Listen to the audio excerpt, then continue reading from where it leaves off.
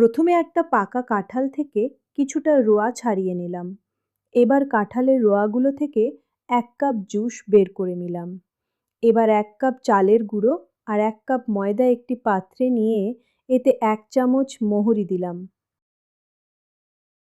আর কাঁঠালের জুস ঢেলে মাখিয়ে নিলাম।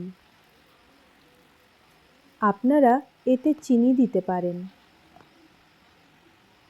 এবার তেলটা গরম হয়ে আসলে ভেজে নিচ্ছি।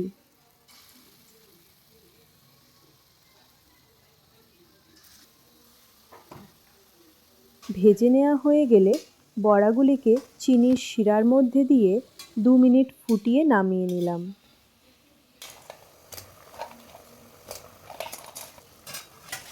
ভিডিওটি কেমন লাগলো অবশ্যই কমেন্ট করবেন।